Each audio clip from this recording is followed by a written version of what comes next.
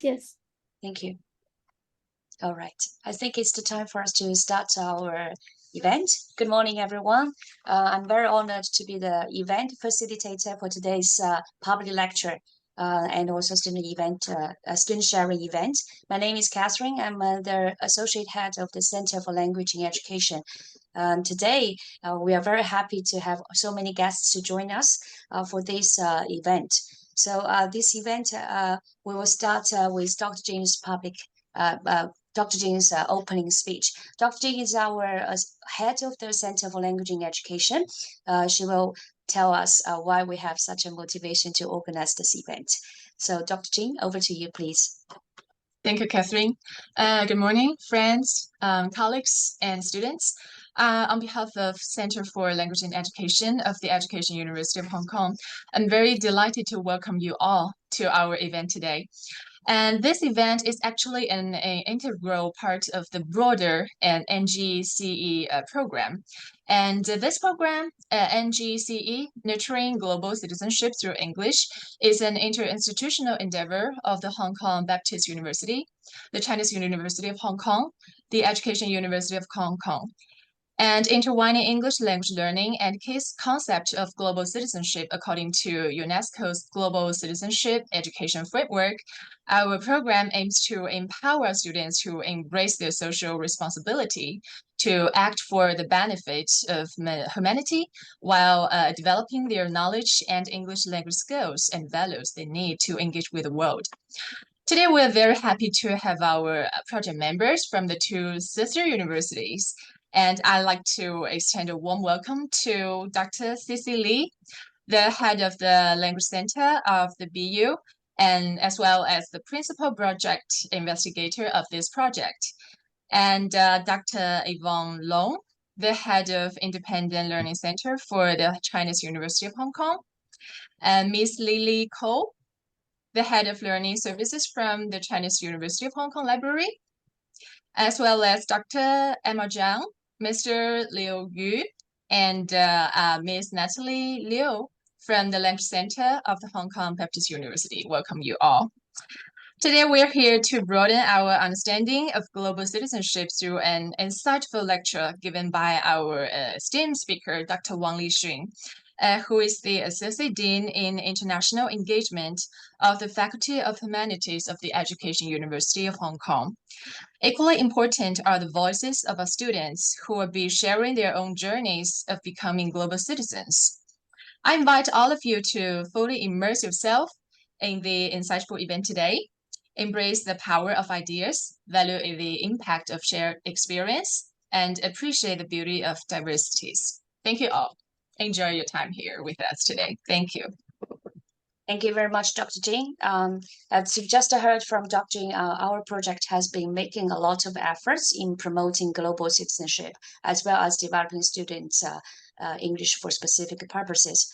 So over the last few months, our partner universities, the Baptist University and also the Chinese University of Hong Kong has been promoting the events through different platforms. We organized quite a lot of public lectures, discussion series with our students and also experts from different fields. So today we have the honor to have invited our Associate Dean, Dr. Wang Lixun, to give us a public lecture on world Englishes. This is one of the modules our university has been focusing on, and our participants, as you can hear just now from the video, they have really been learning this through our NGCE modules. So today we are going to hear more from Dr. Wang on this topic, on the title of Embracing Diversity in English, a Journey Through World Englishes.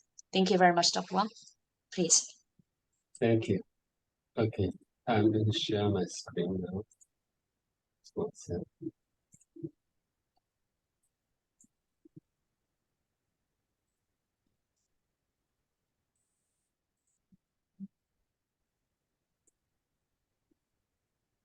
So can you see clear? Yes. Okay, good. Okay, so good morning, everyone. It's my great pleasure to give this public lecture on the topic, Embracing Diversity in English, a Journey Through World Englishes. today's topics.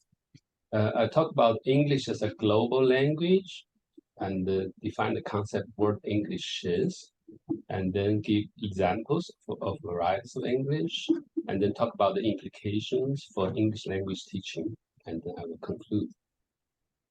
So first, English is a global language. We often hear this term, right? English is a global language, or we call it lingua franca. Do you know this term? English is a lingua franca. It means that people who do not share the same native language, do not have the same mother tongue, they to talk to each other in English. So English is spoken as lingua franca. So why English is becoming a global language? There are some reasons. For example, the historical reasons through colonization and immigration. Like the British Empire, we know that it colonized like 1/3 of the whole world. So English spread around the whole world through colonization. And later on, America became a superpower. So English also became very influential. Then there are economic reasons. We all know that English is the language for international business and trade. And intellectual reasons. 80% of information that can be retrieved electronically is in English. And entertainment reasons. We know that the main language of pop music, films, video games is English. So English is very dominant in the world. Of course, people may say maybe there are other global languages. And for a while, like French was also spoken widely around the world. And now some people say maybe Chinese is becoming another global language because of the like economic growth. And that's another topic. Okay. So when we talk about varieties of English, we have to mention the very famous model, the 3 concentric circles model proposed by Kashrut. It classified the different English speakers into 3 circles. In the inner circle, people speak English as a native language. In the outer circle, people speak English as a second language. In the expanding circle, people speak English as a foreign language. And you can see these 3 circles. In the inner circle, we have countries like USA, UK, etc., with around 300 to 400 million speakers. In the outer circle, we have countries like India, Singapore, where people speak English as a second language, and there are 300 to 500 million people in this circle. And in the expanding circle, we have countries like China, Russia, Brazil, etc. And it is hard to estimate the number of speakers speaking English, because how do you define someone who can speak English? If you go to a wet market, the shop owners may say, come, $50.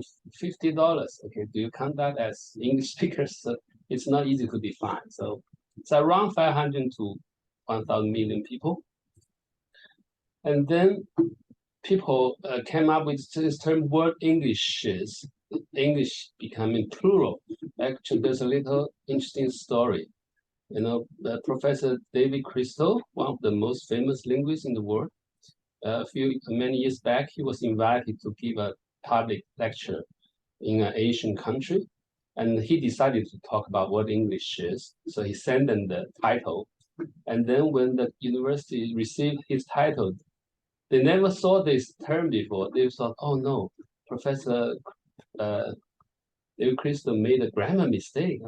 Let's delete the ES from his title. So they actually removed it and made a huge banner and put on campus. So when Professor Crystal arrived, he saw the banner, he was shocked. Where is my ES? You removed it. That's the topic of my talk. So it showed that people were ignorant about this concept. And now I believe more and more people know what we're talking about.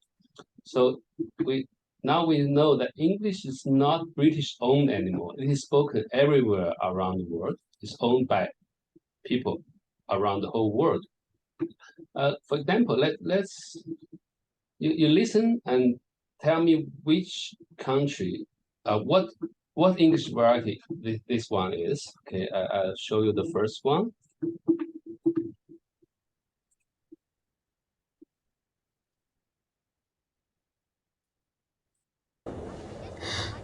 Holy cricket! You're Harry Potter. I'm Hermione Granger. And you are? Ron Weasley. Pleasure. You two better change into robes. I expect we'll be arriving soon.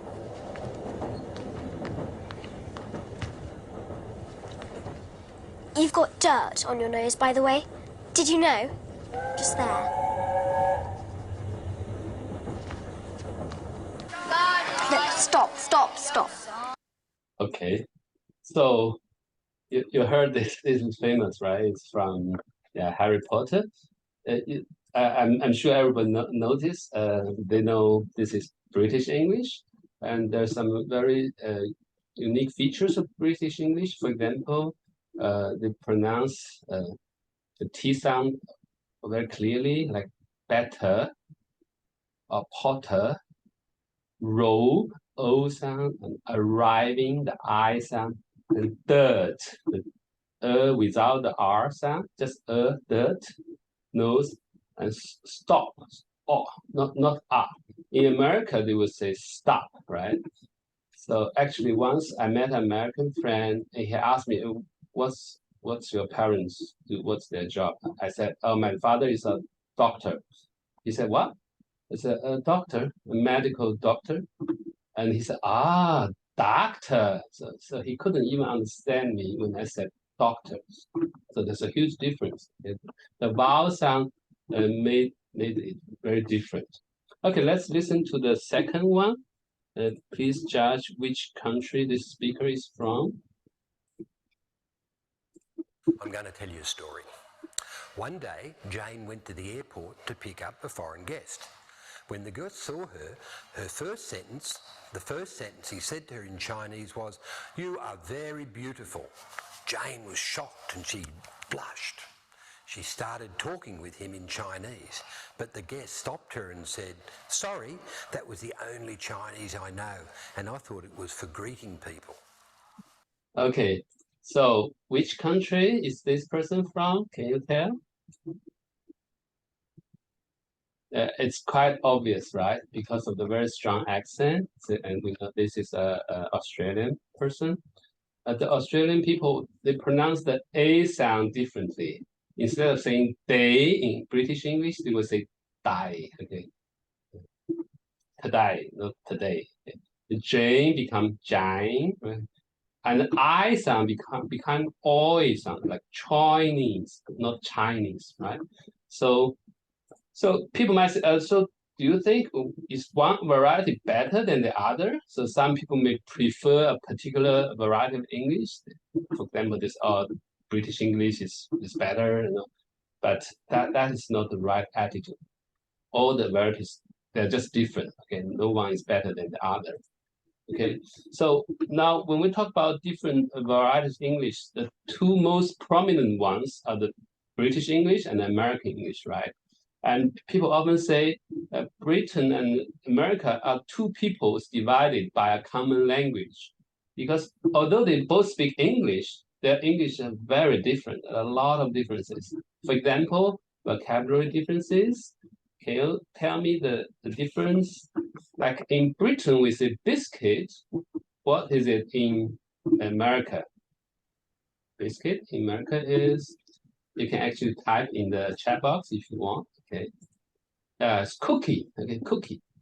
Sweets in American is candy. Right? Ketchup, it's ketchup. Different. Lift is elevator. Crisps is French fries. Mass is without the S. Postcode, which is zip code in America. Don't move is freeze. Okay, it's very different. Petrol and everything in the car, they use different terms. Like petrol is gas or gasoline.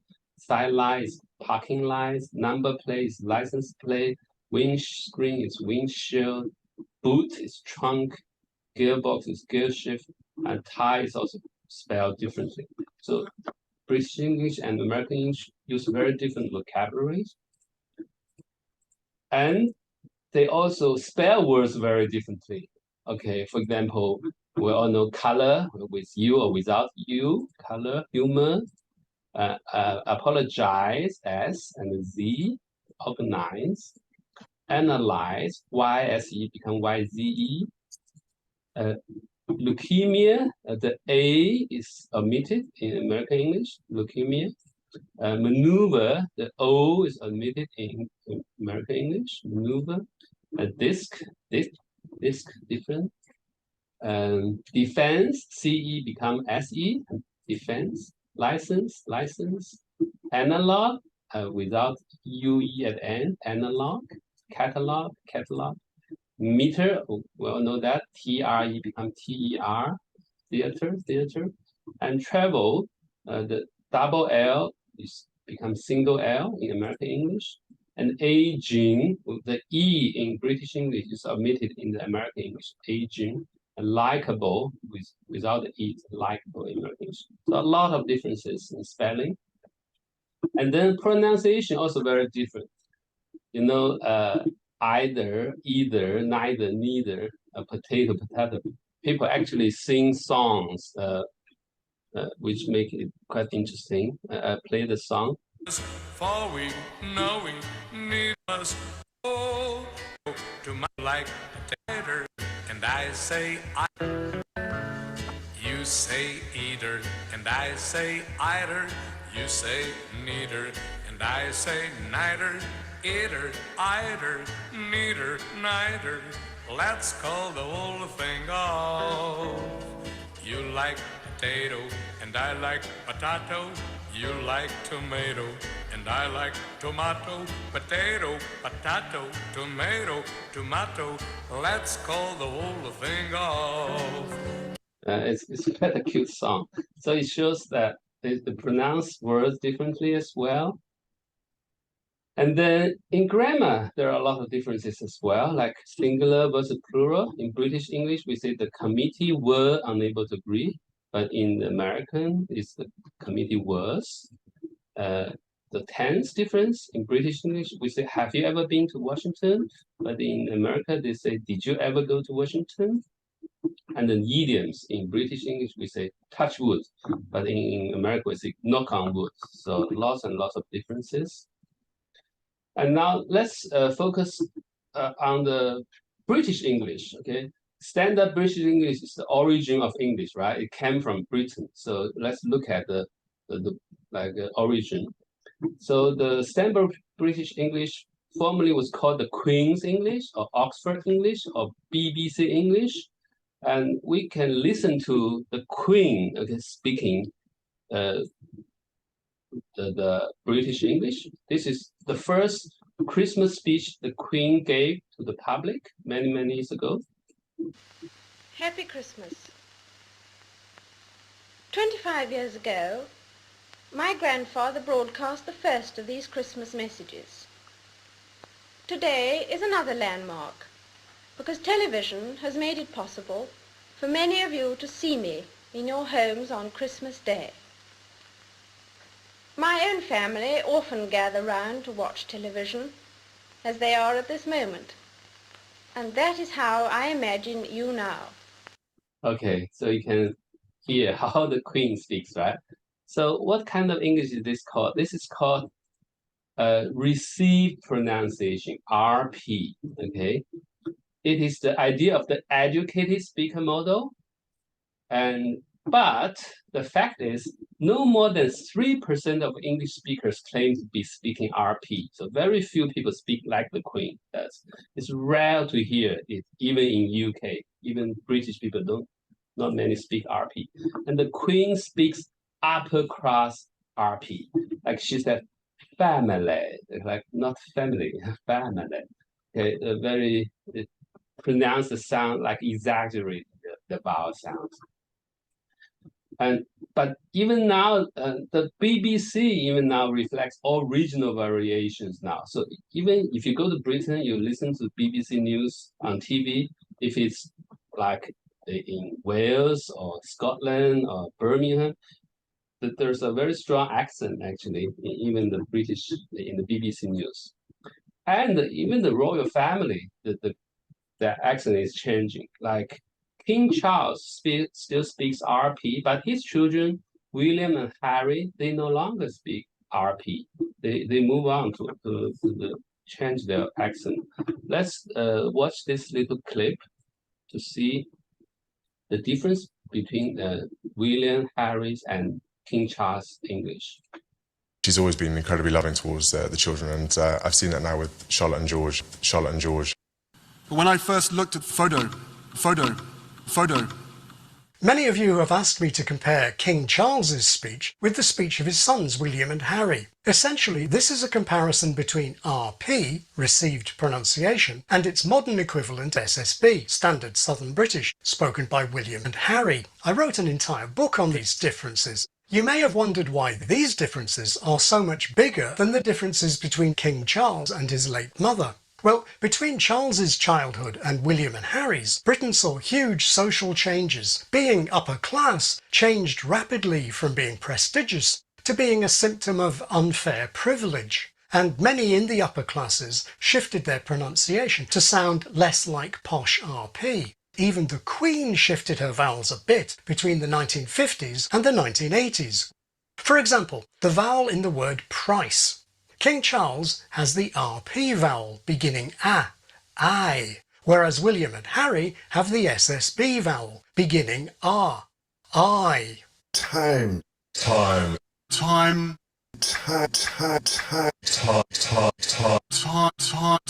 And in words like Okay, because of time, I won't play more. So you can see, okay, even the royal family members, they've changed their way of speaking English. So we should not blindly like worship like RP, like everybody should sound like RP. And it's not true. Even the children of Charles, they don't speak RP anymore. And then, so in Britain, we see huge north and south divide. So in the north, the R sound is short, like castle. In the south, it's long, it's castle, right?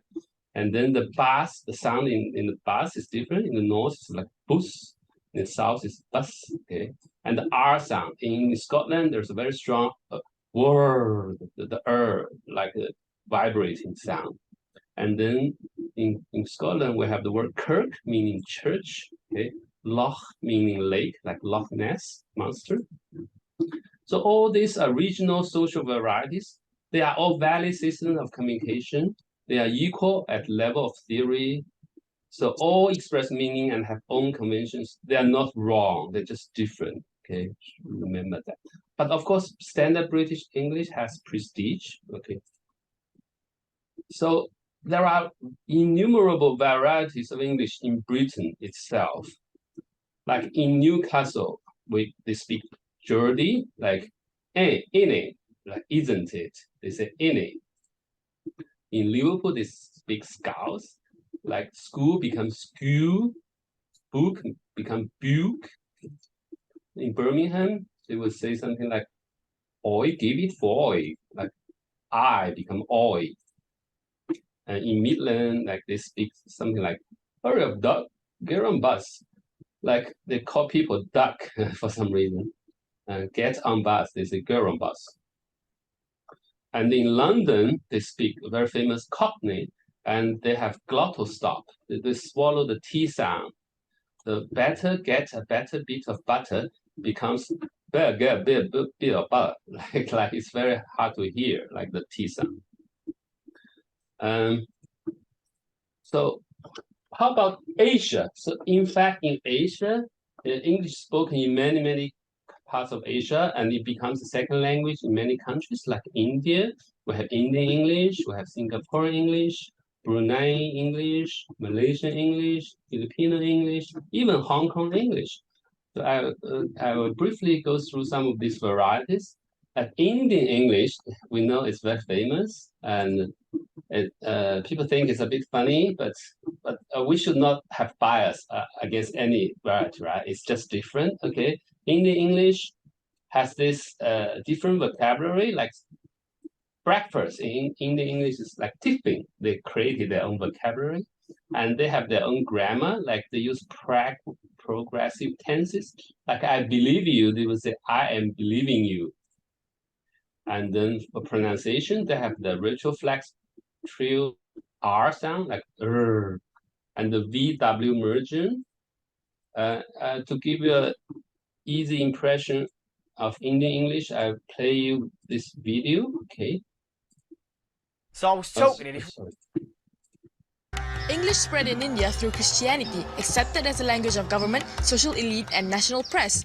But it developed something called the Indian accent. What bloody Indian accent? You making fun of me? You correct my English, I correct your face, stupid. The Indian language syntax heavily affected the English grammar. Some speakers often use progressive tenses. I believe you. I am believing you. She likes music. She is liking the music. Do you want to kiss me? Do you wanting kissing with me? No, I am not wanting kissing with you. The Indian English vocabulary is full of unique conages. Restaurant. Hotel. Breakfast. Tiffin. 100,000. Lakh. 10 million. Crore. Entertainment. Time pass. Okra. Lady's finger. A4 paper. Foolscape. Women harassment. Eve teasing. Some are even accepted in general English, like black money, bad coffee, colony, and non-vegetarian. Again, influenced by the phonetics of the native languages, the Indian accent has retroflex taped R. Engineering. Engineering. Garbage. Garbage. VW merging. Who is this? Who's this? Housewife. Housewife. What? What? So there you have it, Indian English. Okay, so you can have a little taste of Indian English. It has very unique features. Another very famous English variety is the Singaporean English, right? Again, in Singaporean English, we have unique vocabulary, like makan, meaning eat. We have sentence final particles. It's very interesting. La, lo, le, me. In Singaporean English, a lot of them. And then the grammar, they tend to drop the to be in the sentence, like I am hungry, they just I hungry, okay. And pronunciation, like th sound becomes the or t sound, and they have code switching, and they have a lot of idiomatic expressions like eat full, nothing do, like 吃饱了没事干. It's actually from Chinese, right? And there's a very humorous clip. People create this simi, like we have Siri, right? They invented this simi, like the speech recognition software that recognize Singaporean English. Let's listen to this a little bit. Simi, read me my messages. Huh? Read me my messages. Huh? Got SMS or not? Say so lah. Message one. Lap Chong say he cannot meet you for dinner. Simi, reply Lap Chong. I am disappointed you cannot make it. Replying Lap Chong with SMS message. Walao eh, why you fly my aeroplane?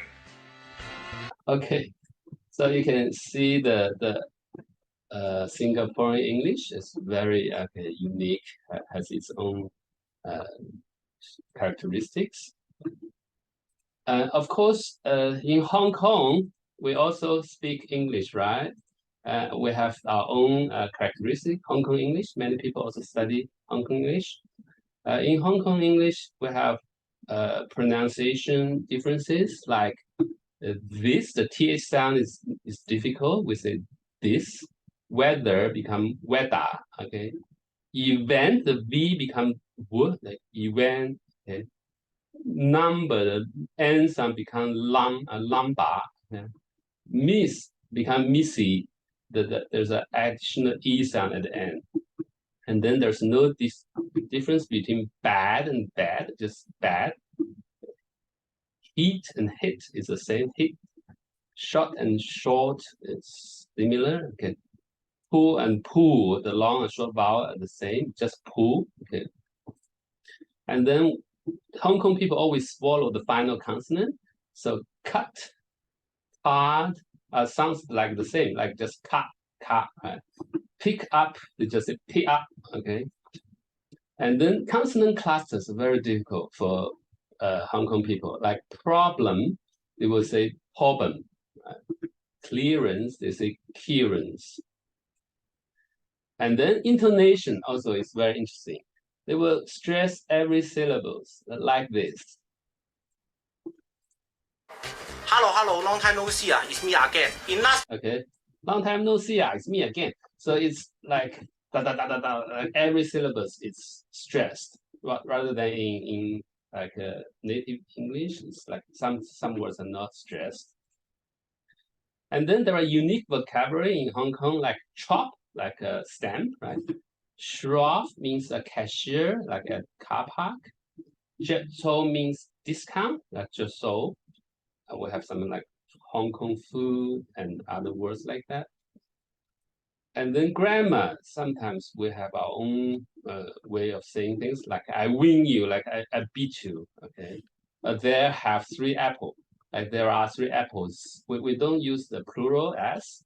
Actually, I had a colleague, she speaks so fluent, wonderful English, but she never used as in all her sentences. So it's just like we don't need the as in Chinese, so we tend to drop it.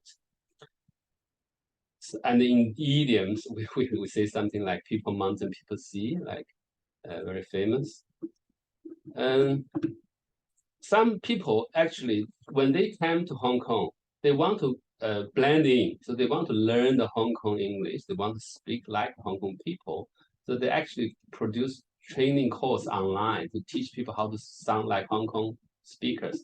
Like this guy, he teach us how to pronounce this sound. So if you can master on how to pronounce this word, you can totally speak a very good English in Cantonese accent. And another example is professor. So same case, you got PR in front of the word and OR at the end. So instead of saying professor, they will say as professor. Well, for the professor sounds really like Hong Kong people. Okay, so just now we saw all these different varieties. And earlier we had this 3 concentric model of different varieties, right? But then some people thought, actually English is not static, it's dynamic, it's moving, right? It's changing all the time. So Schneider actually proposed this dynamic model of post-colonial Englishes. So according to him, at the very beginning, when British colonized, for example, Singapore, and then English started to be spoken in Singapore. That's the foundation stage. So there's the local people speaking the local language, and the English people speaking English. And then after a while, the local people starting to learn English. Then there's this exonormative stabilization period. So some local people starting to speak English, they have their own accent, vocabulary. However, in schools and government, British English was still the norm, okay? But then there's a nativization period, like more and more people, the local people all speak a variety in the same way, and they talk to each other in daily lives like that. And then endonormative stabilization period means now the whole country recognize this variety. So in schools, we use Singaporean English to teach. Okay, teachers teach in Singaporean English. And then the last stage is differentiation. So even Singaporean English has several varieties nowadays. We have the standard Singaporean English, we have the colloquial Singaporean English, and we have one variety in between. So there are actually 3 types of Singaporean English. So this is a Schneider's dynamic model, which is more scientific. It's accepted by more and more people. And then I also want to mention, to study different types of Asian Englishes, Professor Andy Patrick and I, we created the Asian Corpus of English. This is available online. You can just search Asian Corpus of English, you can find it. And we collected English from different parts of Asia. You can see Japan, Malaysia, Philippines, and then also from different domains like education, leisure, professional business, etc. And you can view the text. You can even listen to I would like some to of talk the. about my first impression of Singapore. Okay, so you can see the text and see how Asian people talk to each other in English. These are all English spoken as a lingua franca.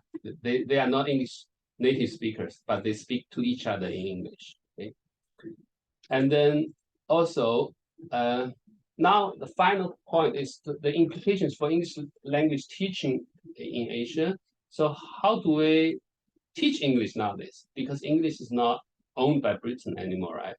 So according to Kirkpatrick, context and learner needs should determine the variety to be taught. So what's the purpose of learning English? So then we decide what variety we should use. And then he proposed these 5 principles of the lingua franca approach. So first, mutual intelligibility is the goal. So the purpose of learning English is to be able to communicate with other people. That's the goal, right? And as long as people understand me very clearly, that's enough. Okay. And the second, intercultural competence is the goal. So you should be able to communicate with people from another culture, from another country. Okay, then that's the purpose of studying English. And then well-trained ELF teachers make good English language teachers. So we should not blindly believe in like a net teacher, like we have to bring in native English speakers to teach English.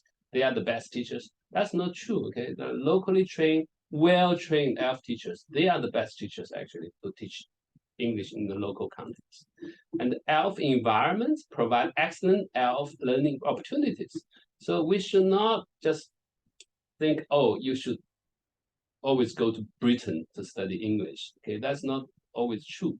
Like we have immersion program, but our student was sent to like Durham, like a town in England, and the local people speak a very special dialect, which even British people don't understand. It's very hard to understand. So our students going there, there's no chance for them to communicate with the local people in their variety of English. It's just so hard.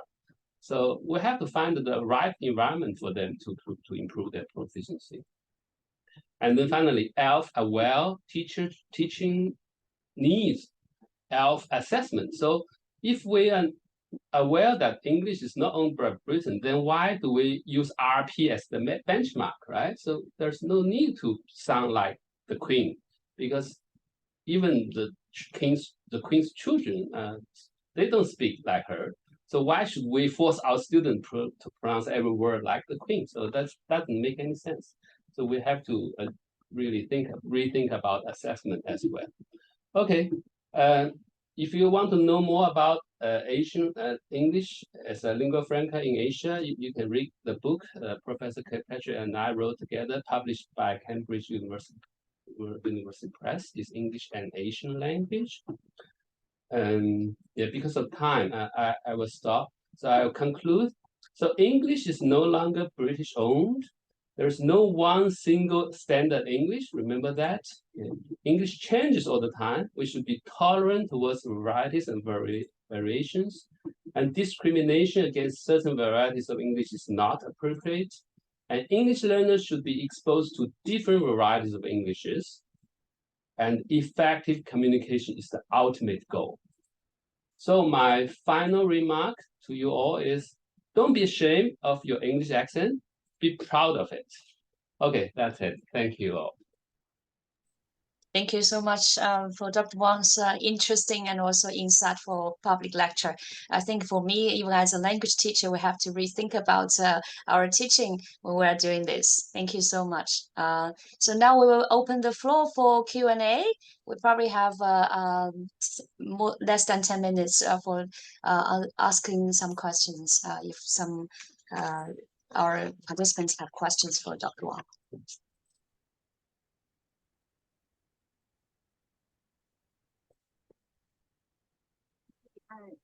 Can I ask a question? Yes. Yeah, this is Sissy. Hi. Thanks, Dr. Wang. Very interesting talk. And I've learned a lot from your talk. I just wonder, what would you suggest to language teachers and who are still busy correcting students' grammar, correcting students, pronunciation mistakes? I understand that then probably with assessment we need to revisit our criteria. But then, we do have a teaching schedule, we have a teaching objectives. So what's your advice? Thanks. Yeah, this is the most difficult part. So I think my advice is that, of course, we have to have certain benchmark, right? For assessment, if there's no benchmark, it's impossible to assess, right? So we should have certain benchmark and some kind of standards for basic pronunciation, grammar, etc. And in order to make sure that student can speak like something that people can understand easily, and then it's not causing misunderstanding or communication breakdown. But how do we assess? For example, how do we assess that students speak good English?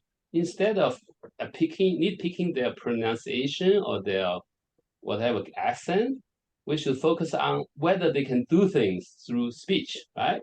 You can say, okay, test the student in a scenario, okay, whether the student can talk to somebody and to talk about something. For example, have a telephone conversation with a customer, okay, introduce your product to the customer, tell them about what you sell and etc.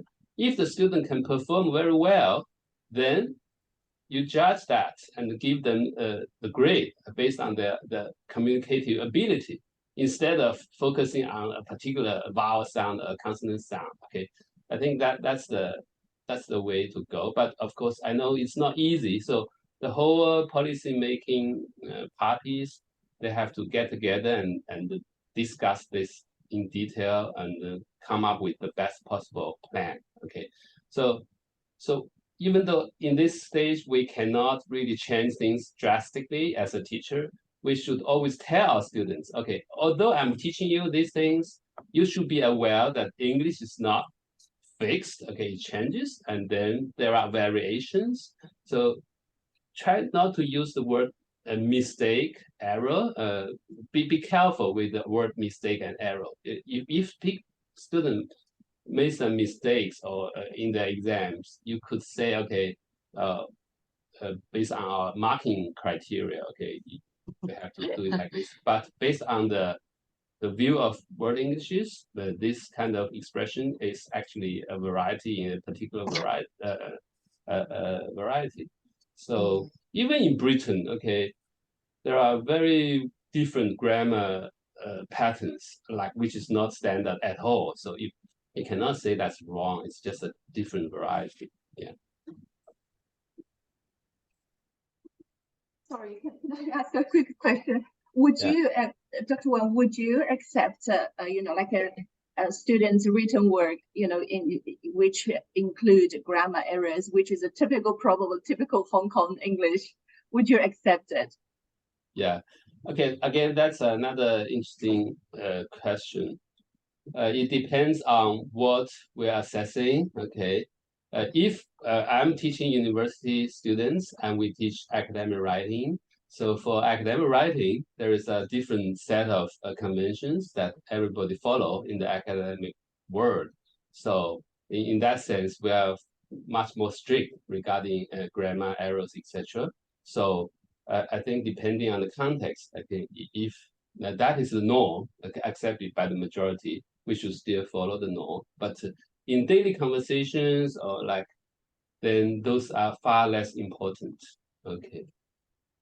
Thanks very much. Thank you so much. Now I think there's one participant. Is this Miss Sue Phoebe? Raised her hand. Yes. Thank you. Is it audible to you all? Thank you for the nice public lecture. Thank you for the first presentation. My interest will be because you show a lot of examples about pronunciation and then articulation of sounds, very often we see that it's like personal preference as well in terms of imitation of styles and also cultural understanding of fashionable ways to speak sometimes, and also the way that we want to embody their culture. So what would be your perspective in terms of making on top of the corpus-based understanding of world Englishes and promotes diversity understanding, and then also develop more, multimodal corpus from people to understand that how language can sometimes be whole body meaning making as well. Thank you. Yeah, I think it is important that to be aware that we all speak differently. So one great approach is through corpus. So we actually record all those speakers and then make all this available to researchers, to language teachers. So there are very vivid examples of speech models and in different style. And then again, when we teach our students, as you said, it's a personal preference. So I prefer American accents. I want to imitate that. There's nothing wrong with that. It's your preference. As long as people understand you, okay, you go ahead. Okay, just do that.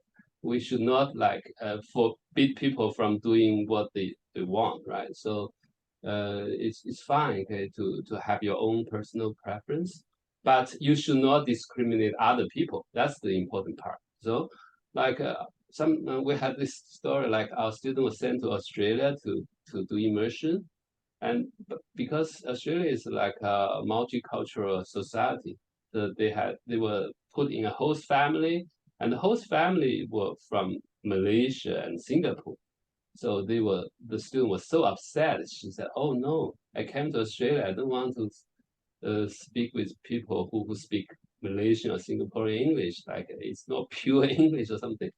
And then we had to explain to her like they've lived in Australia for 20, 30 years. They are Australian people, and so you should not have this narrow-minded view about what particular English is better. Okay, so yeah, I think that's the way to approach and to inform our students, to have an open mind, to be tolerant, to be exposed to the whole world, the different varieties. Only in this way you can become more competent in cross-cultural, intercultural communication. Okay, thank you. Thank you so much. Now I think there's one more question in the chat box. So I think it comes. Yes. Okay, so speaking is one of the ways of communication. Would there be any difference in writing style between Asian students with Hong Kong students?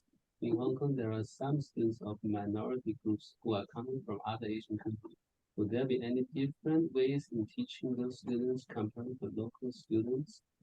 Yeah, I think spoken language varies far more than written language. Okay, written language is kind of more stable, and people tend to follow a particular way of writing, and it's easier to spot the differences. Okay, and then I don't think students from different parts of Asia write very differently. Maybe not. Okay, but there are some particular grammar structure they might use. Okay, but I think it's much less difference in spoken English. How to teach them differently?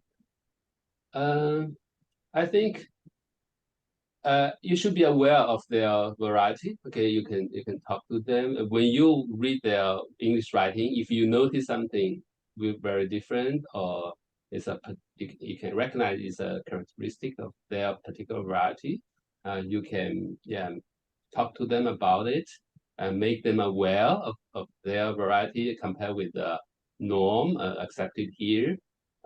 Again, rather than criticizing them, you can tell them, okay, so in this context, okay, the norm we follow is like this, okay.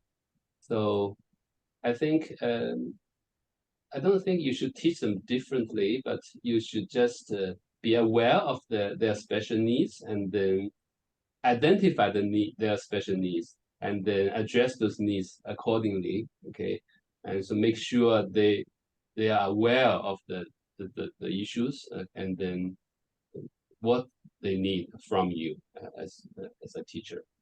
Okay, that's what I can suggest. Okay, thank you. Thank you, Dr. Wang. Thank you for your questions from the participants as well. I think it's a very interesting dialogue. So now, because Dr. Wang will have to leave a little bit earlier, he has other engagements. Could we all turn on our camera and take a photo? Yes, everyone. Jenny, could you please take a photo for all of the participants, please? Thank you. Yes, yes.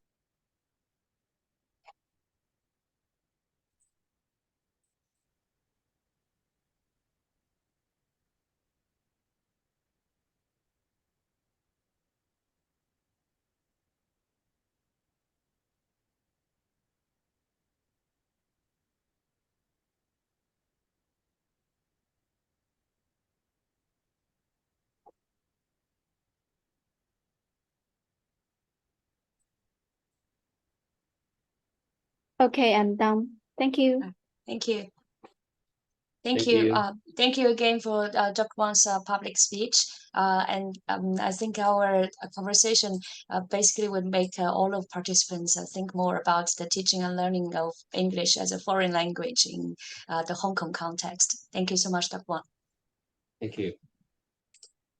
Okay, so now I will reshare my screen. So I think now we can move on to our next interesting section, that is the student sharing session. We had a theme that is called Becoming a Global Citizen. So we've heard from Dr. Wang on one of the important global issues on world Englishes. Today, our student speakers who have already attended our NGC program over the last 2 months will be presenting their voices on the 4 topics: world Englishes, ethnic minorities, gender and sexuality, and food and equity. So all of the speakers are coming from a very different cultural backgrounds, major studies, and today let's hear student voices on the important global issues. So our first speaker will be Yuka Kato. She's a year 5 student who is majoring in language studies and English language education. So it's a double degree program.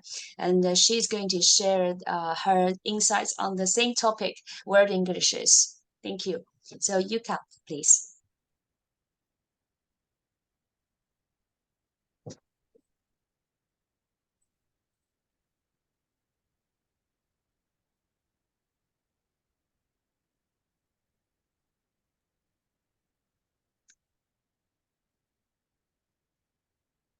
Hello, can everyone see my screen and hear me? Yes. Okay. So, good morning, ladies and gentlemen. I am Kato Yuka, a 5th-year student in the Bachelor of Arts in Language Studies and Bachelor of Education in English Language program. My topic today is exploring global citizenship through world Englishes. First, I will give a brief introduction of world Englishes. Then I will talk about the role of language in global citizenship. I will examine Hong Kong as a multilingual city and talk a little bit about my personal experiences. Finally, I will make some suggestions about what actions we can take to promote world Englishes.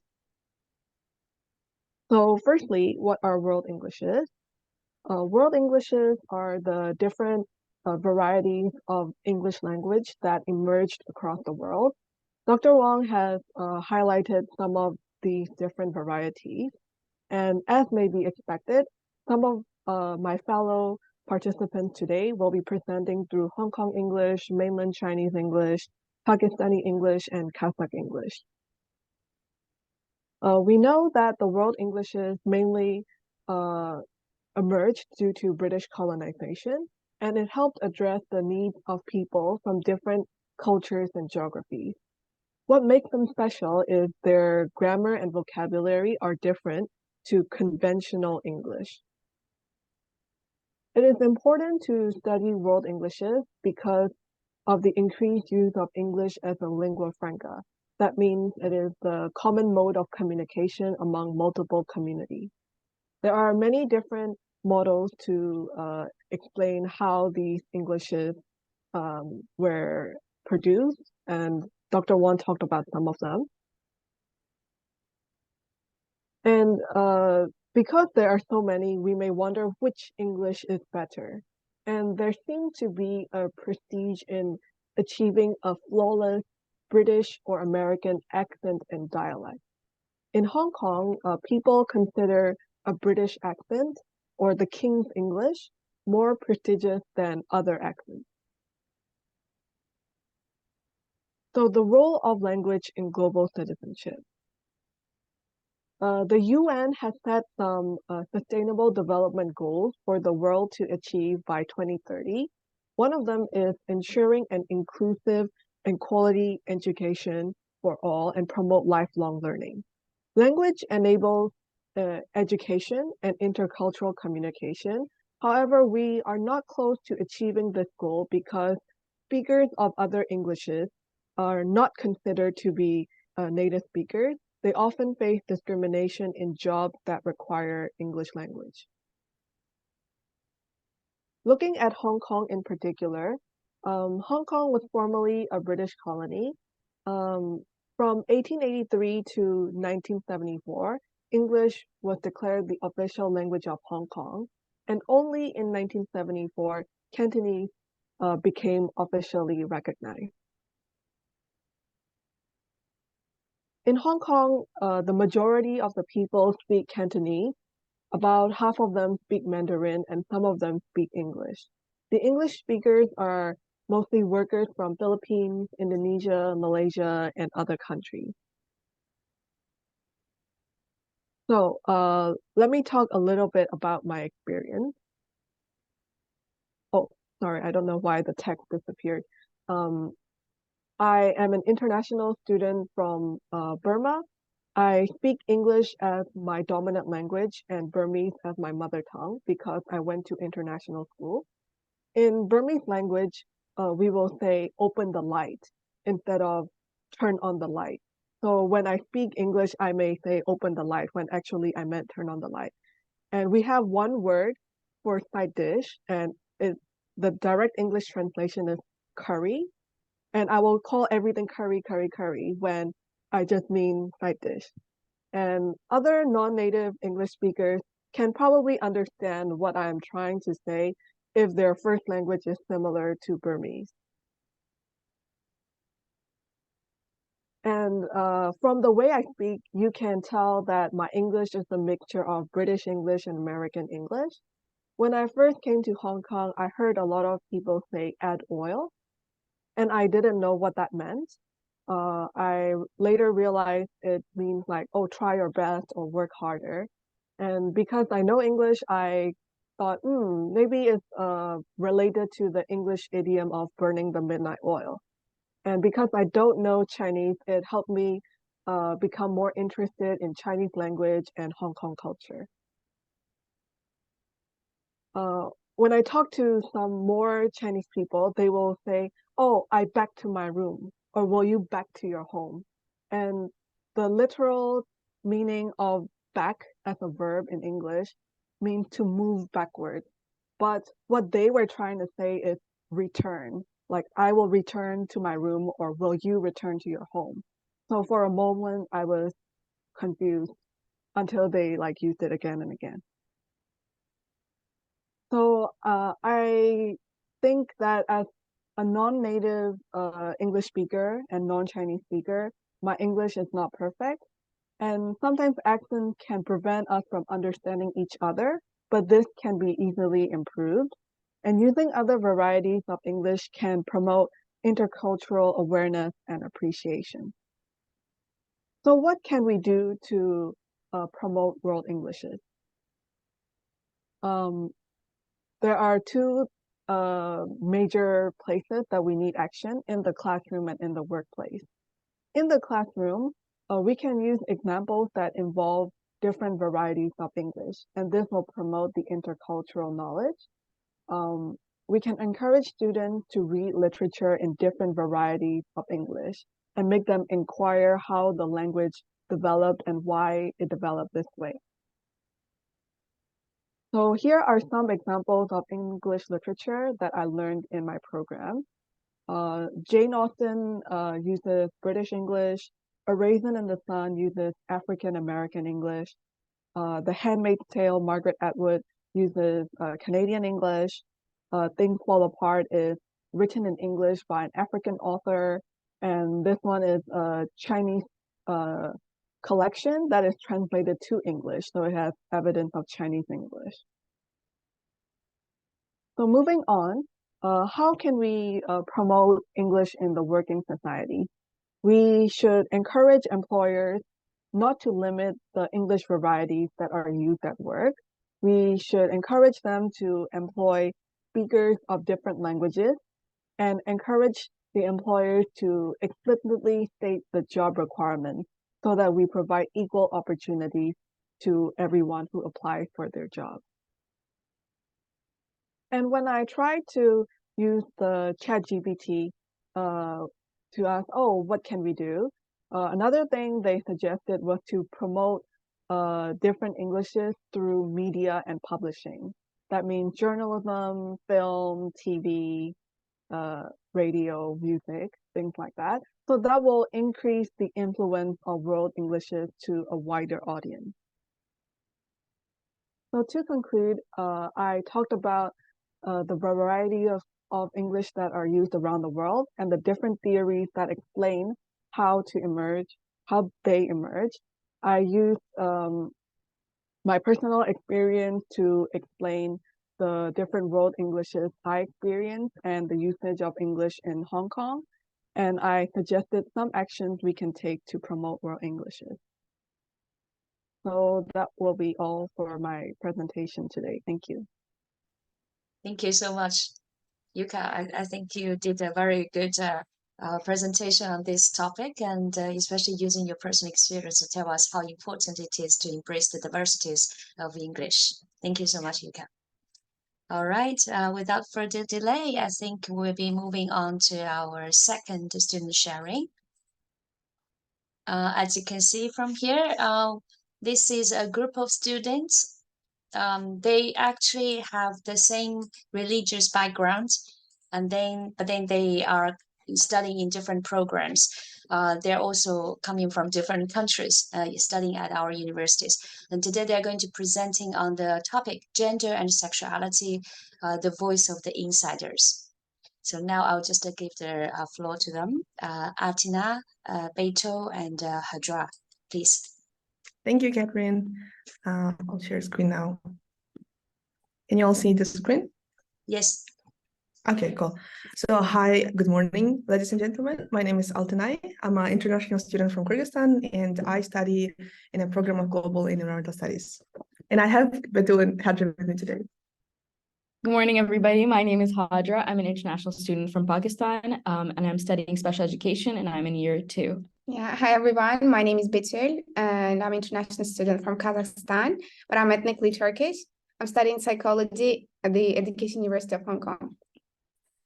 Okay, so today we are gonna talk about a very important topic, which is about Muslim women and rhetoric surrounding the hijab. So this is the table of our content for today. Firstly, we'll talk about why it is important to address this issue. Secondly, we'll talk about the influence of mass media on Muslim women. And lastly, we'll answer the question of how being a global citizen can help the situation. So to start with, importance of addressing this issue.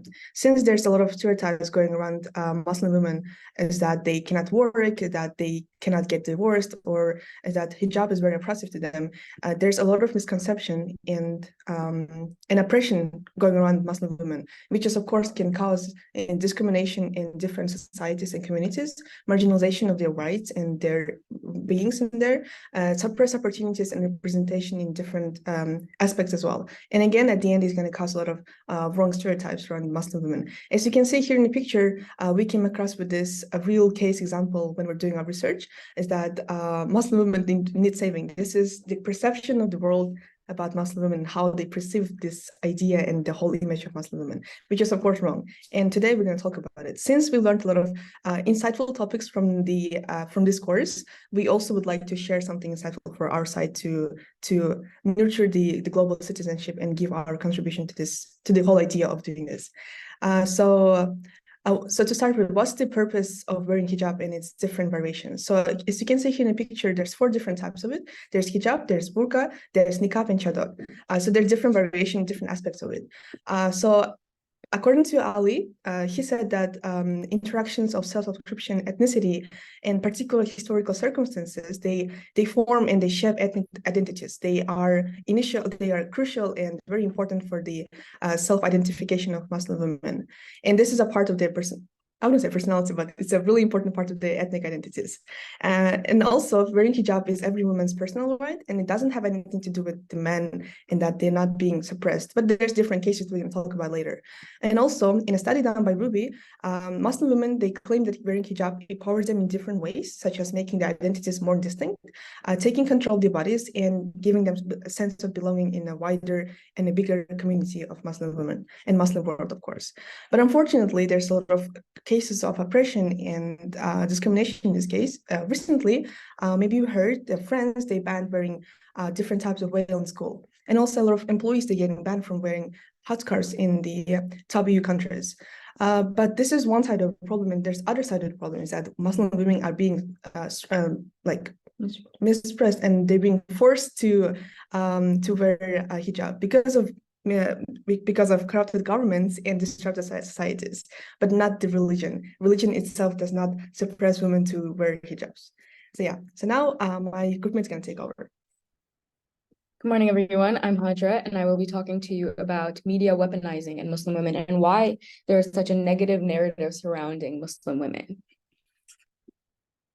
Now, when Muslim women are talked about in the mass media, it is often because of the concepts that hijab is an oppressive piece of garment.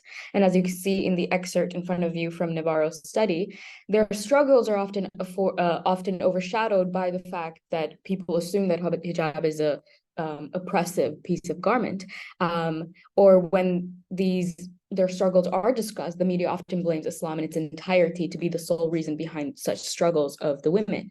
They completely ignore the corruption of the social political structures in the society, as my groupmate Elton and I just mentioned.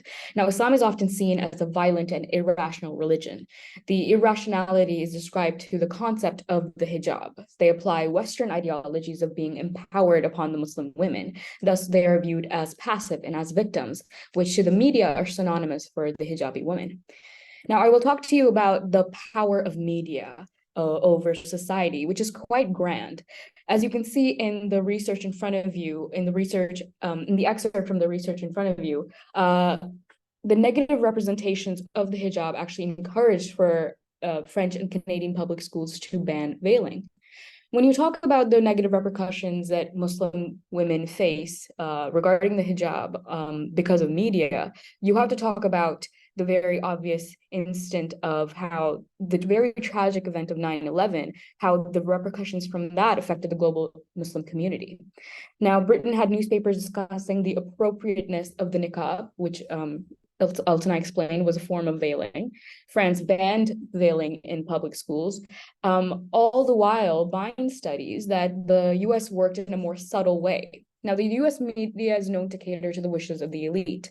Thus, when talking about assimilation and integration of Muslim women into American society, although legislation does not decide on the removal of the hijab, the media does perpetrate an idea of the voluntary removal of the hijab to be revolutionary. Now, as you can see in front of you, the New York Times screen cap and the Wall Street Journal screen cap, the US media is seen talking about and almost criticizing the legislative and blatant media discourse on the backwardness of the opinions, the European opinions on Muslim veiling. However, this was an obvious move to ensure their own religious pluralist image to stay intact. In fact, while being a critic, the US media is also seen describing the decisions of the European nations to be rational and justified, thus also supporting the same idea that the hijab, in fact, should not be seen as appropriate attire. As you can see in front of you, in the New York Times, the diction they choose to talk about the hijab through is that they call it a form of rebellion in the New York Times, or as the Wall Street Journal says, more assertive expressions of Islamic faith, both of which put forward a rather violent image of Islam, as if people who believe and follow Islam and practice Islam in terms of veiling themselves are rather headstrong and aggressive in nature. Now over to Beto, who will explain to you more on this subject. Yeah, thank you, Hadra. I would like to continue with mentioning why is there even this kind of misconception in the first place? Why are Muslim women perceived as wearing the hijab is an oppressive thing? The answer can lie within a phenomenon called social psychology phenomenon called illusory correlations. It is a phenomenon when infrequent negative behavior is perceived in a minority person. It is very probability is high that you will generalize the whole population. And it's not only about religious matters. It can be about generalizing a whole ethnicity about because of certain traditions, because of certain practice that you see. And to give an example, I have a friend in Canada, and she has a roommate from Hong Kong. And her roommate is a very extroverted and talkative person. And just because she has never met a Hong Konger before in her life, my friend assumed that all Hong Kongers are very extroverted, very talkative people. And it kind of, because of just one experience, she thought the whole population is like that. And right now, I can say the same thing about Muslim women. Isn't there a case of being oppressed? Yes, there can be. Some people, some of them can be forced by their maybe husbands, some of them maybe by their governments. And we're not saying it's not happening. This can be the case for certain people, but it doesn't mean that the whole Muslim woman population needs saving and they're oppressed and then they are forced into wearing it. And in a study done by Zempi in 2016, they tried to understand why niqabi women in UK are wearing it. Are they being forced? And the results show that they actually chose to wear it by themselves. For example, in my case, my parents, they don't really support this idea, that they don't encourage me to wear it, but I chose to wear it personally. So I'd like to highlight how being a global citizen is the solution to this problem. First of all, getting educated is very important. It is very important to understand there are different perspectives in life, there are different standards, and the idea of gender equity may vary across cultures, religions, and some traditions. And just because some people doesn't share the same values as you, same opinion about certain matters, it doesn't mean that they are being oppressed. You should try to be more open to talking to people and not listening from other unreliable resources, because as we see, media is not very reliable in this case. Usually Muslim women's hijab is known like their idea of modesty, but many people don't know that men in Islam also are required to have modesty, but only women's modesty is talked about. So I'd like to mention they also have their own type of modesty. In the holy book of Muslims in Quran, it is written, tell believing men to lower their glances and guard their private parts, that is purer for them, which means that they have their own modesty rulings as well. For first of all, to their eyes, then secondly, to their clothes. For their eyes, they need to lower their gaze when looking at the woman. And usually people assume, why would I try to cover for a man? Like they should just not look at me. It is correct. They should also not look by gaze to you. And it's told in the Quran, but this is not known usually. And they also have their own clothing rulings, such as covering between their belly button and knees. So it is important to understand women do it for themselves, not to control men. It's not the responsibility of women to control men. Men have their own actions, idea, willing. So women don't cover just for them.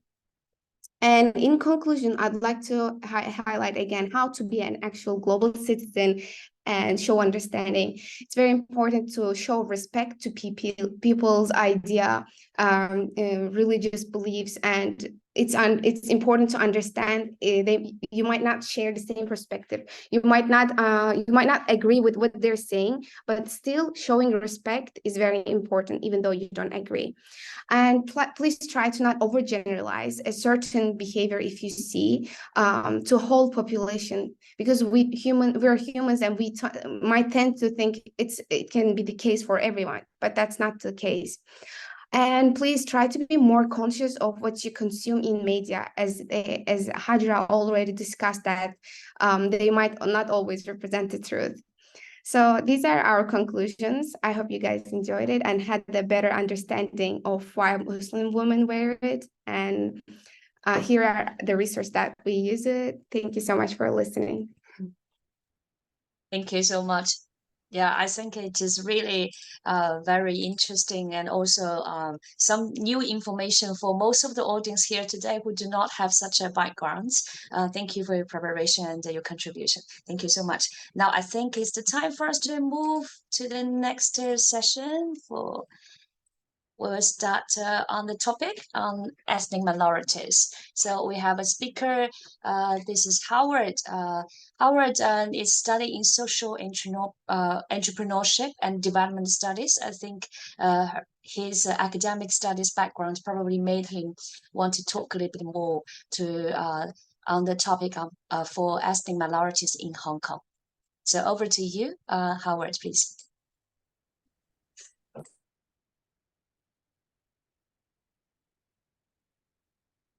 Good morning, ladies and gentlemen. I'm Lo Cheng Howard. I'm a final year student majoring in social entrepreneurship and development studies at the Education University of Hong Kong. It is my privilege to share with you today the poem I've completed with the help of AI. My recital is inspired by John Agard, a poet introduced in the NGC course. Today, I follow Agard's footsteps, reciting my poem in an English variety, which is naturally Hong Kong English.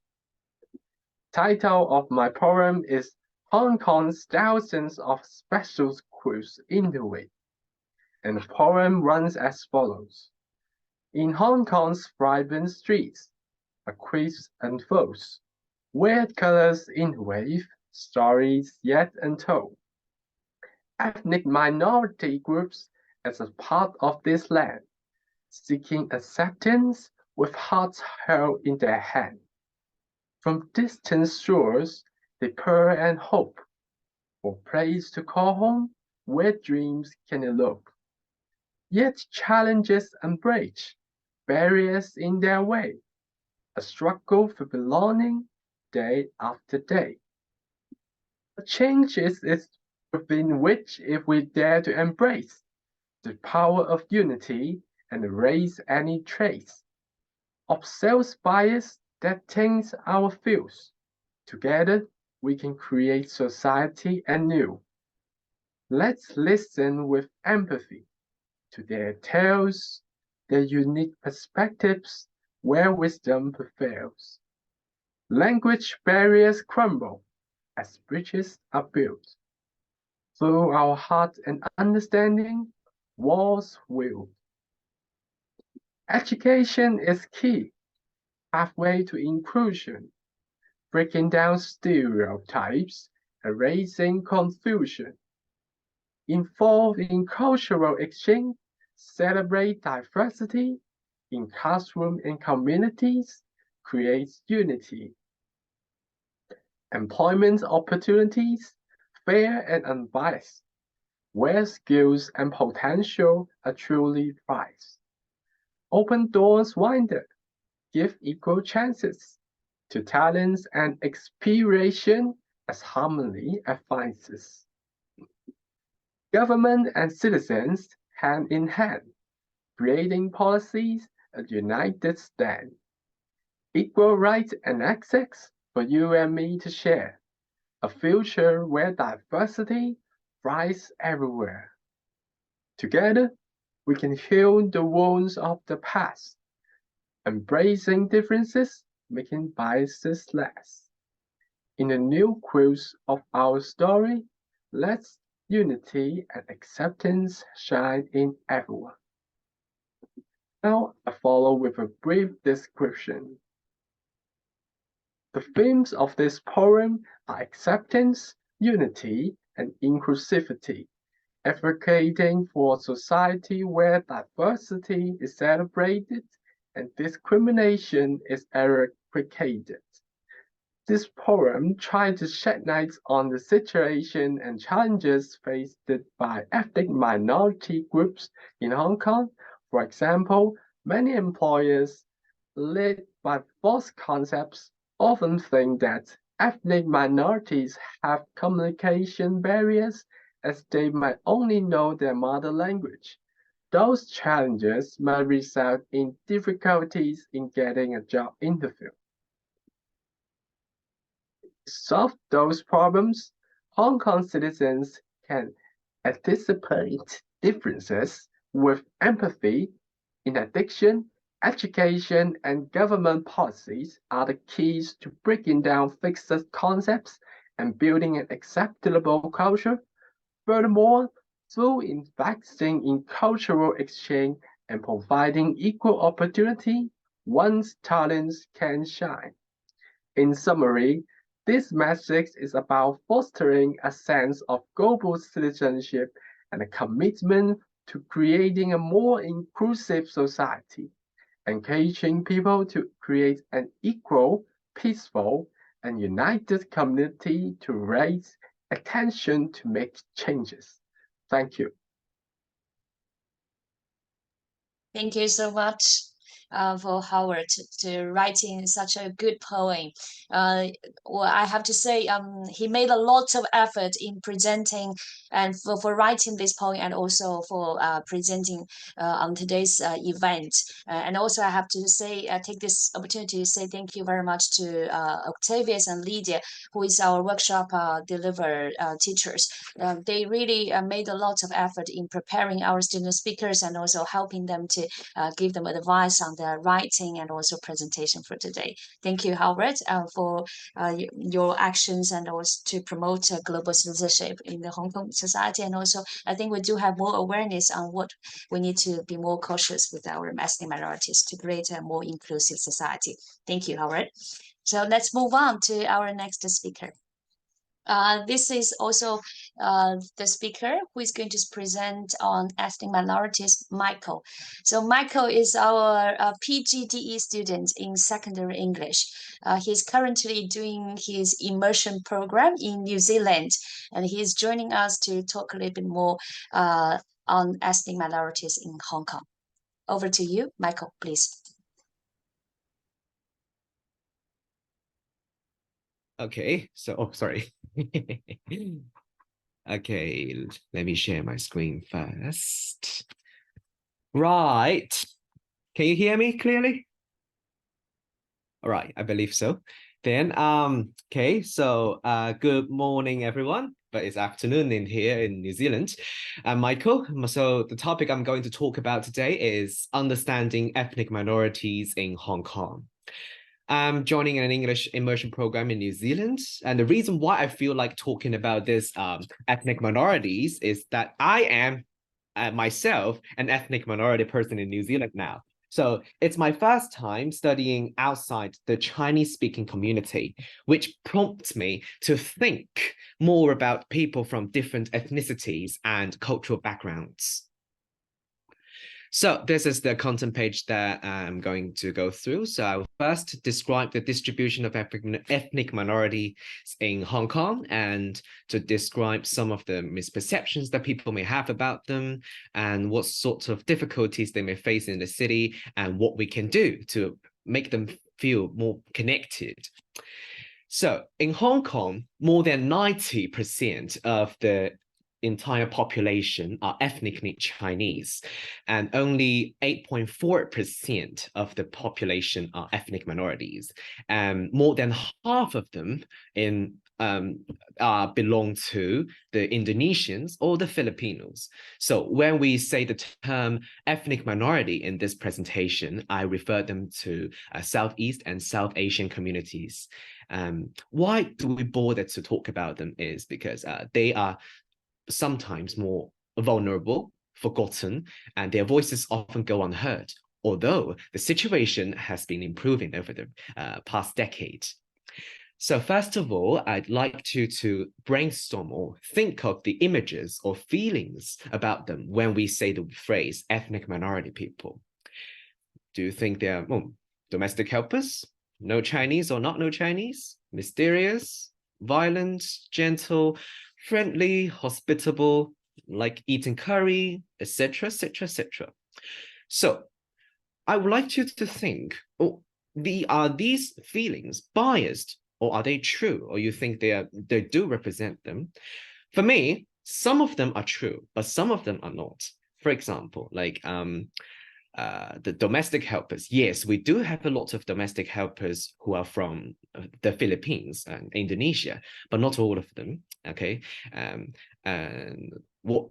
Okay, so I have also have some ethnic minority friends. They are very gentle and not really horrible. Okay, so let's talk about the difficulties that may face in the city. First of all, it definitely goes to the language barrier, Chinese.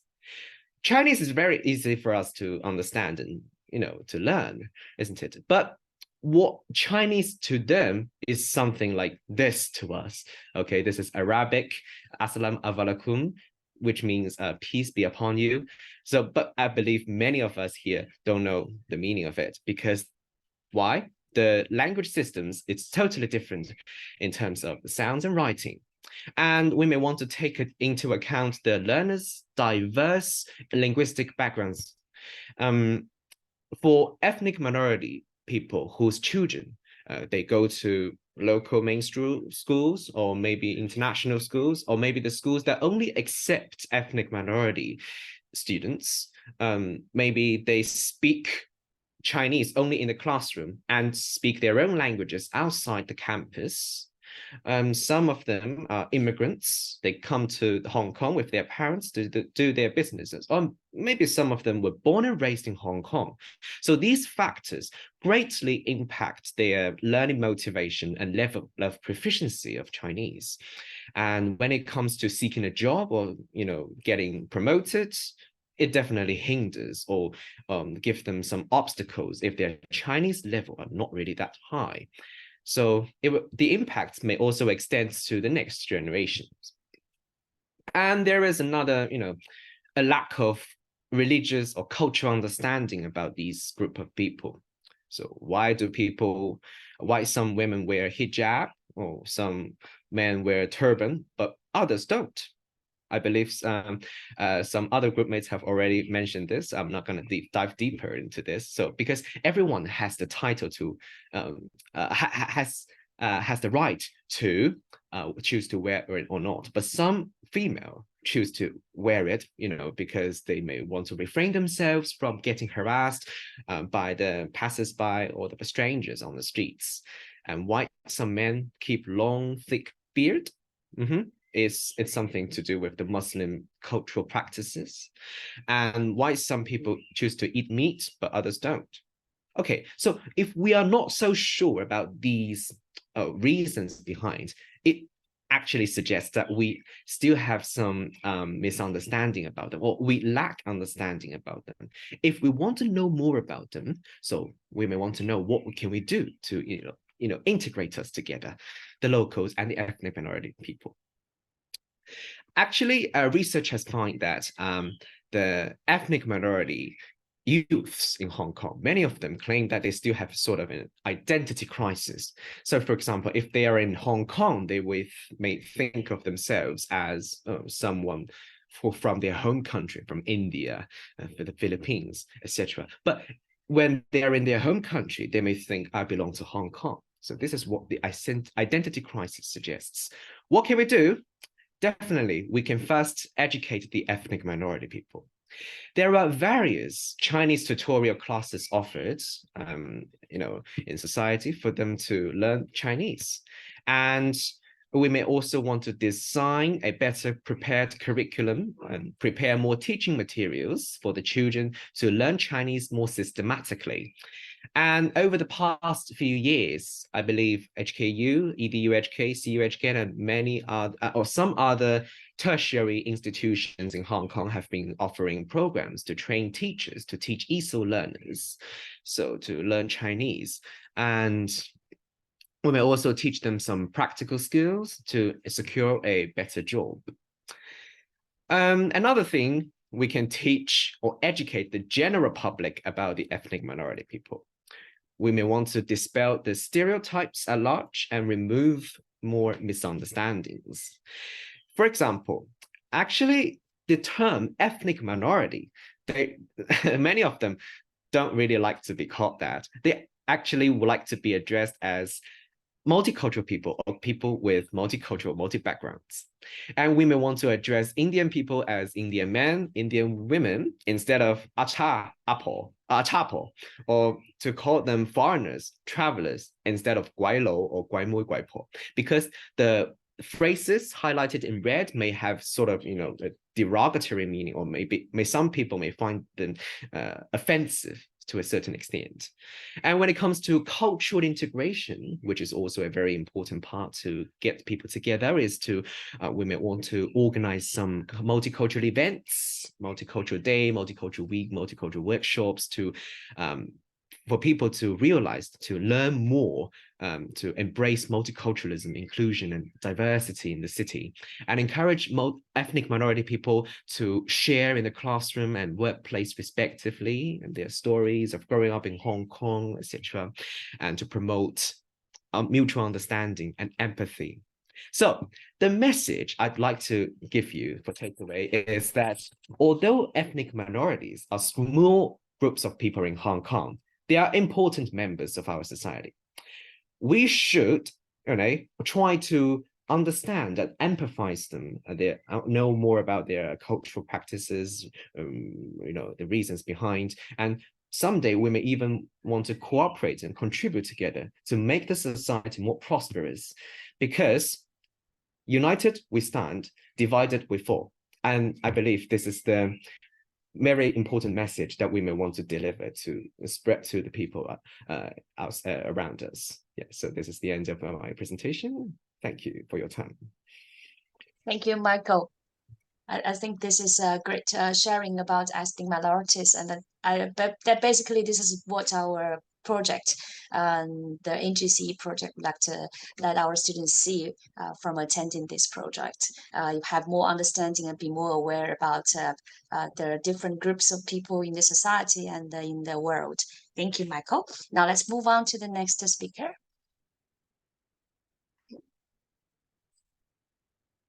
Okay.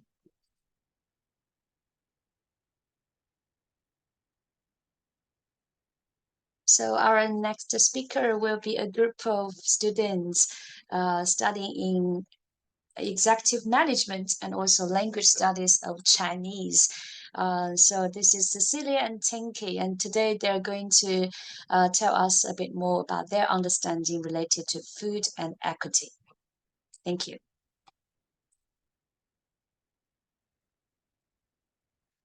So Cecilia and Tinky, you can start sharing. Yes, thank you. Good morning, ladies and gentlemen. I'm Cecilia, a first-year student in Executive Management. I'm Tinky, a Year 2 student in Language Studies from the Education University of Hong Kong. Our topic today is Food and Equity for Global Citizens. Is Hong Kong a land of prosperity or poverty? Tinky, I want to share with you an observation. I went to the fast food and saw someone eating leftover from other customers. That person must be very hungry and desperate. Meanwhile, Hong Kong produces over 30,000 tons of usable food waste every day. This is a question of food and equity worldwide. So suppose as global citizens, we ought to look at the problems and do our part to help. The 2 points I like to share with the audience are a short definition of food equity, his current situation. Tinky will then discuss the causes of food inequity, solution to promote equity focus on the personal and community levels before giving the conclusion. Now, food equity is the concept that all the people should have the ability and opportunity to grow and consume healthy, affordable, and culturally significant food. If we look at the current situation of the global food production, we will find global cereal production from the year declined due to the impact of the bad weather. Although global cereal production in the 2024 is expected to reach a record high due to the increasing in planting area. Referring to the international situation, we can see Russia, Ukraine, and United States control the export of these three major cereals. It follows naturally that when something like the current Russia and Ukraine war happens, world food supplies will be seriously jeopardized with backwash like soaring food prices. Moving to the consumption of world food, we will see United Nations data showing the inequality between nations and regions, the target area, the higher degree of the local dietary inequality. The hunger-starved regions are in Africa, Asia, and Central and South America. Now we look at the food waste amidst hunger. 1/3 of the global food is lost or waste. All the food produced but never eaten will be enough to feed 2 billion people. That's more than double the number of the people suffering from the malnutrition. Now I shall pass to Tinky, who will first talk about the causes of food inequity. Thank you, Cecilia. Now, as for causes of food inequity, there are three main causes of food inequity. The first reason is climate change. This seriously affects agriculture. Extreme weather events such as droughts, floods, and storms can disrupt agricultural production, leading to food shortages. The second reason is discrimination, often based on factors such as race, ethnicity, and gender. This can lead to disparities in access to food. Third, political instability, conflicts, and wars can disrupt food systems and hinder the equitable distribution of food. A prominent and typical example is the Russian-Ukraine war affecting food shortage and prices. What solutions are then available to reduce food inequity? We suggest paying attention to three levels: global, community, and personal. At the global level, it will take governmental and organizational cooperation and actions which involve political decisions worldwide. This is a different story in its own right. We shall for now focus more on the community and personal levels, which seem more tangible for individuals to take action. Both involve awareness and education. At community level, there are three main points we should pay attention to. First, establishing community gardens can provide residents with access to fresh, nutritious food. Second, supporting farmers markets and food cooperatives can create direct connections between local producers and consumers, reducing reliance on distant food supply chains. And organized educational programs in the community can help enhance knowledge about nutrition, sustainable farming practices, and food waste reduction. That's all about community level. Now I'll turn to personal level. First, as a global citizen, individual can actively participate in reducing food waste by planning meals, properly storing food, and repurposing leftovers. Second, when we buy locally grown produce, we are supporting farmers in our community and reducing the carbon footprint. Besides, We can donate money or time, such as volunteering at food banks or related organizations. We shall share one issue before concluding our talk. My earlier reference to food waste in Hong Kong gave the impression that Hong Kong is an affluent society. Not many people would disagree. It is also a fact. Nevertheless, the healthy, safe, and quality food is not available to all in Hong Kong. For example, organic food is very expensive, and as such, is only available to a small number. The promotion of this in our community to make organic food more widely available is our dream. And we, as university students and global citizens, can start making connections and promoting awareness. On a personal level, we can always do small things to put our belief into practice. I would like to share my grandma's practice. I remember my grandma says we shouldn't waste food. We try our best. My mother teach us how to preserve leftovers. Leftovers could be reused in interesting ways to become new dishes. Allow me to digress a little. That leftover is the origin of chop suey. I think it is wonderful. We can share our recipe with others too. We conclude by saying that unity is strength. Thank you. Thank you. Thank you very much to Cecilia and also Tinky to give us more insights on the topic of food and equity. Thank you. Now we're going to move on to our last speaker, Rachel. Thank you. So Rachel is also a year one student studying in very different program.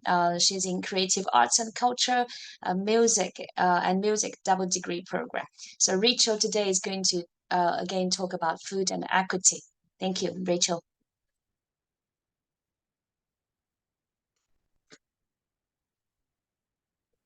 Can you hear me well?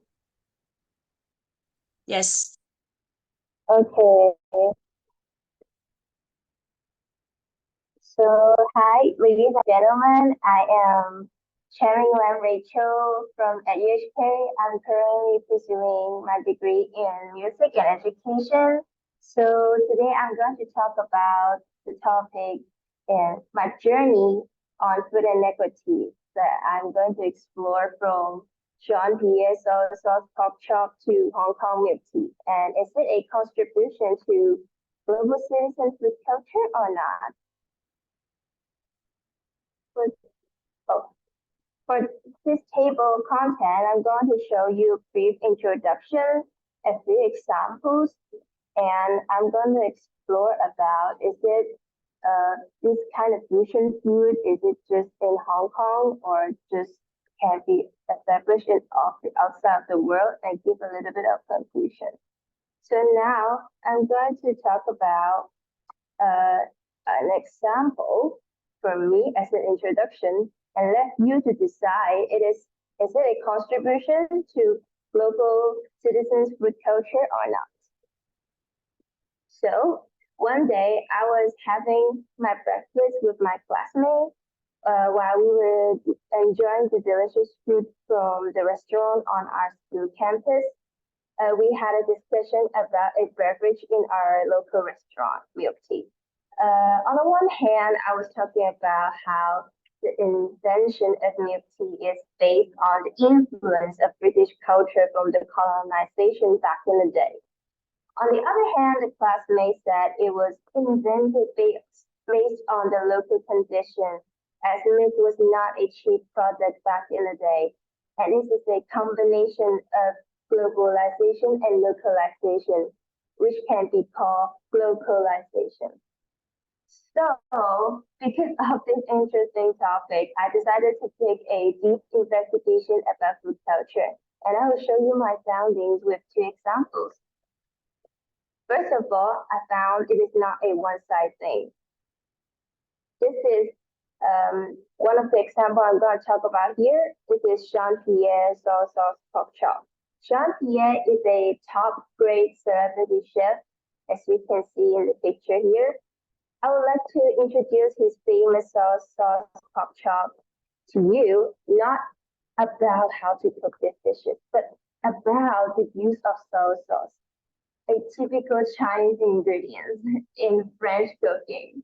It's amazing, isn't it? I thought about the same situation in Hong Kong where we have many examples of fusion foods. A process of globalization in food culture is certainly flourishing. So as you can see here, local and global. Another example here I'm going to talk about is one of the iconic beverages in Hong Kong, milk tea, which has gained popularity in the region.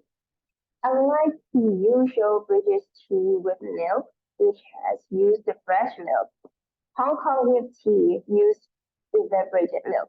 The inspiration behind this came from the local condition, as fresh milk was not easily available and was expensive, and the fact that the local weather is hot makes evaporated milk a practical choice.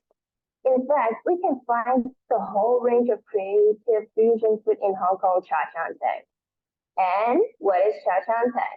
It is a term meaning cafe eatery.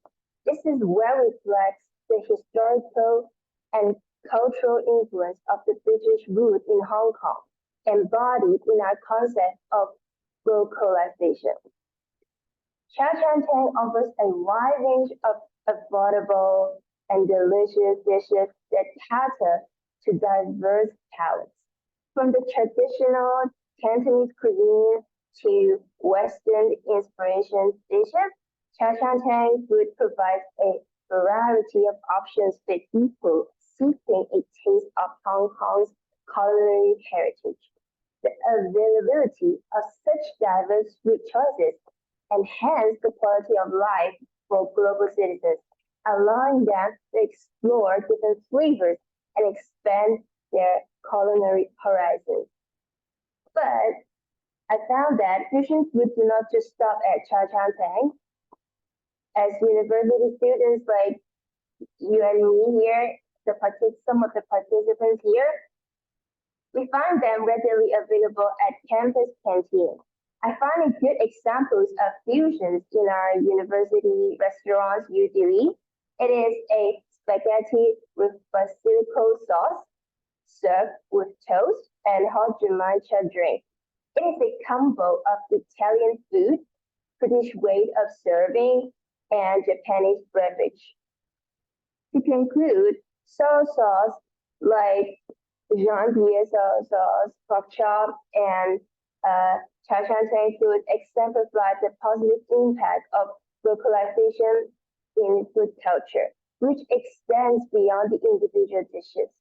It encourages the promotions of creative two-way flows, like we are actually inside the localization development.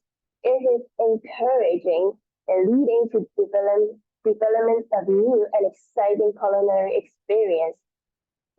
By combining the elements from different cuisines, chefs and food enthusiasts create the innovative dishes that appeals to a global audience. Like this trend is not only satisfy the diverse taste of global citizens, but also fosters the cultural exchange and understanding, enhancing the variety and quality of life for individuals around the world. By embracing localization and encourage food fusions, we can continue to celebrate the richnesses and diversity of global food culture as global citizens. Bon appetit. Thank you. Thank you so much for Richard's sharing on food and equity. I think this is a very interesting sharing, and it's almost the time for the lunch, right? Thank you. I think the message is very meaningful for all of us. We're being globalized at the same time. We still keep our local identity. So the last part of our event will be the closing speech to be given by Miss Blanche Chu, the Associate Head of the Center for Language in Education. Blanche, please. Thank you. Wow, I'm sure we are all very impressed. Okay, I hope everyone has enjoyed the hard work of our students and their first steps in learning to become global citizens. And I guess a major takeaway from our students sharing today is there is this need to, in order to become a global citizen, there is this need for us to respect different cultures by moving beyond our habitualized ways of thinking. And if you don't mind, I really would like to simply summarize all the good work that our students have done today, have presented, all right? Kaito has recommended that we should read more literature in English in order to understand different varieties of English. And then we also have Altunai, Bitun, and Harja. I apologize if I have mispronounced your names, but I'm really trying. Discuss the need to respect a cultural practice, and in their case, Muslim women wearing a hijab, and the need for us that we should not superimpose a particular cultural perspective on the understanding of a cultural practice. And then we also had Howard reading aloud a poem, all right? And I feel that that is already an act in itself that adds a very nice variety to the standard conventions or expectations that we have towards an academic presentation. All right, so well done, Howard. And Michael's emphasis on the need of public education to embrace multiculturalism. And we also had Cecilia and Tinky emphasizing the need to actually reflect on our eating habits in order to reduce waste and therefore to learn to appreciate food, all right, what we have. And also our last example from Rachel on the fusion of different cultures in food and snacks, all right, and the idea of global and local all combined together. So it's a lot easier said than done to learn to be a global citizen, but I guess from what we have seen from our students, I think they all deserve recognition, all right, from all of us, from the good work that they have done. And also my last thank you note to our workshop teachers, Octavius and Lydia, for helping us flesh out the spirit or the intended learning outcomes of our course materials, and also your efforts in working so closely with our students. I'm sure they have learned a lot from you too as well. So thank you very much. So that's all from me, and all I can say is I myself have learned a lot. So thank you. Thank you very much, Blanche, and thank you all for sparing your time to attend today's event. I myself, as the co-project investigator, feel being proud of part of the team led by Cici and collaborating with Yvonne, Lily, their colleagues from CUHK. I think this is a very meaningful project from what we can hear from students' presentation today.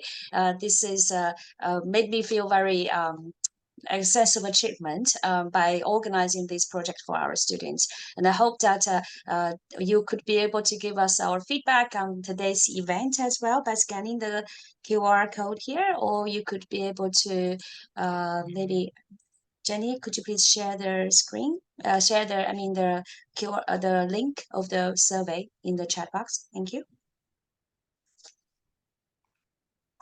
Okay. Thank you so much for Yvonne's comment as well. Thank you. Thank you, Cici.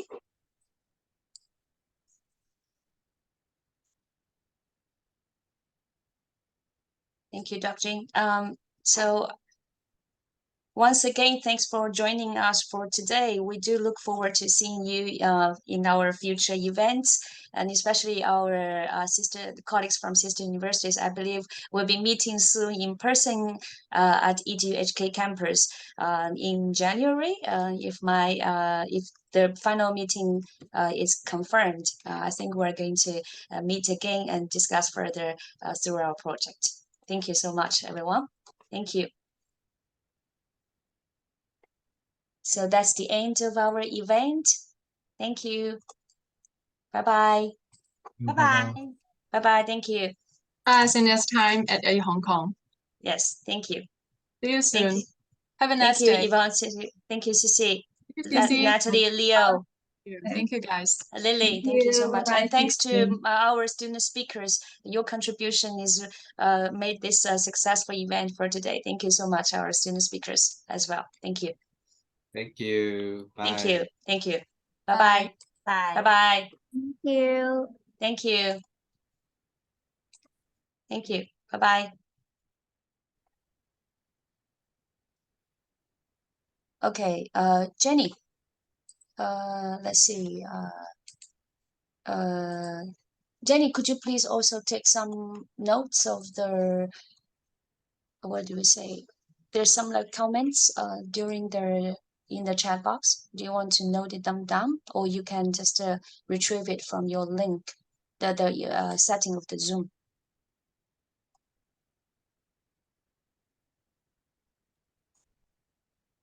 Do you mean the comments from? Yeah, some of the comments were given. Do you want to keep it so that we can include it in the project? Oh, sorry. I think there's a very long one. Yeah. I have take screenshot of it. Yeah. Yeah. So some of the So- screenshots, I think there's I- one, I a very mean the long one one. from DB, right? I think it's Phoebe. I guess Phoebe is the one from Poly U. Am I right? Yes. I think she's from Poly U. You know, I think her comments here make some senses. You know, Okay, may is it? I? Do you see there? I'll just copy and paste in the chat box. Yeah. I have taken a screenshot of it. Okay, may I just?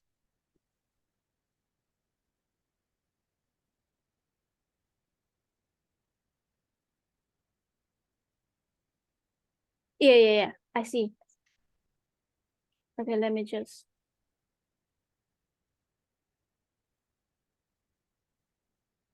You see that? I think this one is great.